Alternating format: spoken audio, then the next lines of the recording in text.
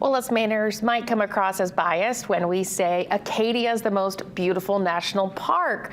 But now a study by an outdoor design company confirms others feel the same way. They've got evidence. The study conducted by Pergola Kits USA found that out of every park, Acadia had the highest amount of hashtags per 100 acres. That puts them at the top of the mountain, Cadillac Mountain, that is. Acadia beats Zion National Park in Utah, which is nearly 3 times its size.